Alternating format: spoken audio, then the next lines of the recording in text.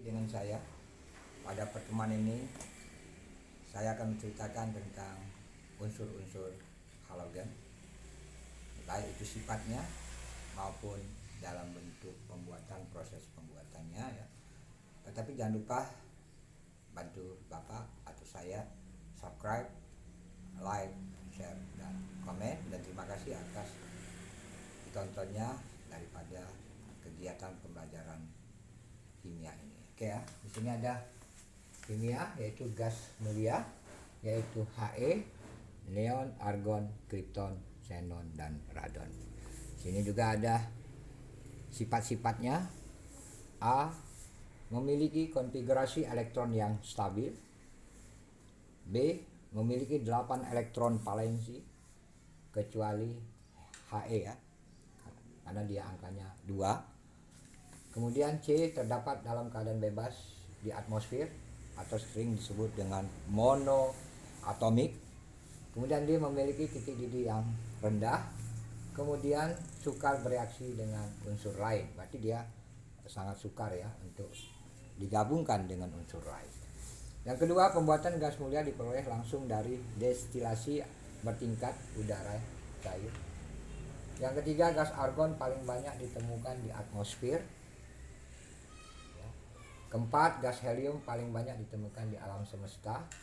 Kemudian 5, radon ini Rn merupakan gas mulia yang bersifat radioaktif ya. Jadi ini adalah sifat-sifat daripada gas mulia, yaitu He, neon, argon, krypton, xenon, dan radon.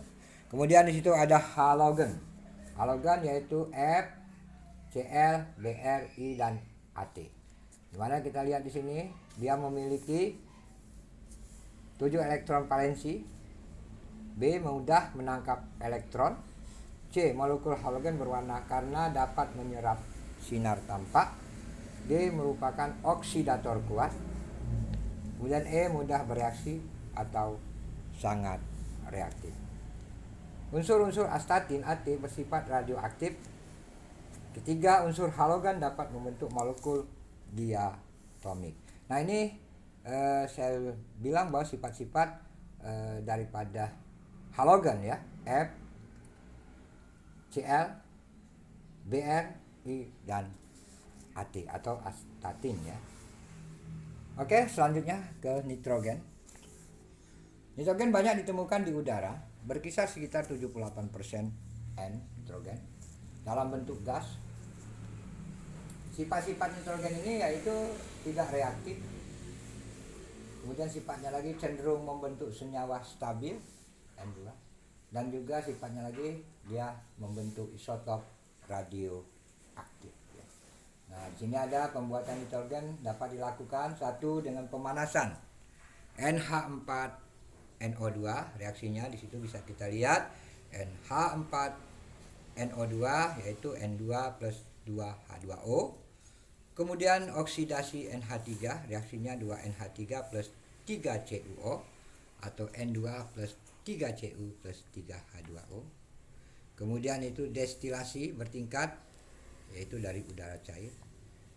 Kemudian selanjutnya itu kita lihat ada oksigen. Oksigen juga termasuk kimia unsur non-logam, yaitu sifat oksigen yaitu dalam keadaan bebas berwujud gas O2.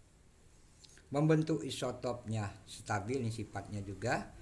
Kemudian sifatnya mudah bereaksi dengan unsur lain, tidak berwarna, dan tidak berbau. Pembuatan oksigen itu satu melalui proses pemanasan KClO3. Bisa dilihat di situ umpama 2 KClO3 kalau dia buat reaksi yaitu 2 KCl plus 3 O2. Kemudian di situ ada penguraian oksida 2Ag 2O ya.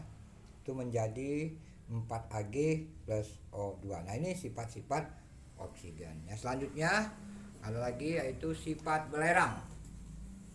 Nah, sifat belerang yaitu padatan ya sifatnya. Kemudian berwarna kuning, rapuh, tidak berasa, tidak larut dalam air, pada suhu tinggi sekitar 1000 derajat Celcius dia terdisosiasi dalam bentuk bebas merupakan molekul S8. Nah, di situ ada beberapa proses pembuatan unsur, yaitu satu aluminium.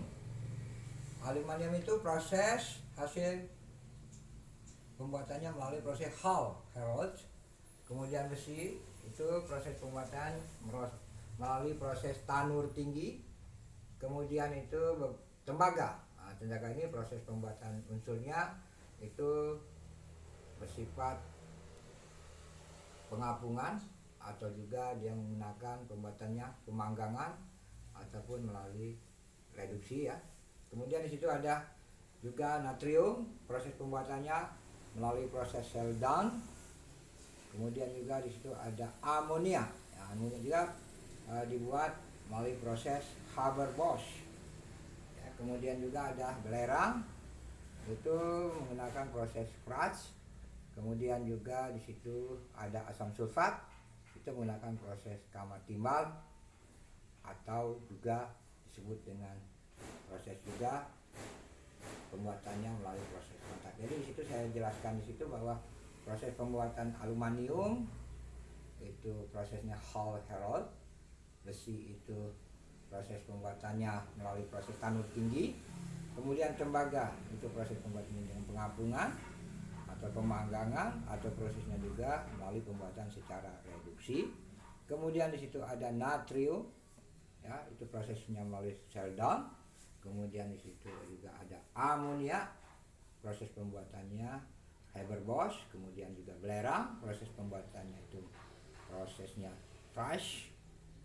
Kemudian di situ ada asam sulfat ya, proses kamar timbal, dan proses melalui proses pembuatan kontak. Nah, ini ada, jadi yang unsur logam itu terdiri dari gas mulia, kemudian juga ada halogen, kemudian juga ada nitrogen, kemudian juga ada oksigen, kemudian di situ ada belerang ya. Nah, jadi ada sifat-sifatnya dan juga cara proses pembuatannya. Jadi anak-anak bisa dilihat untuk dipahami.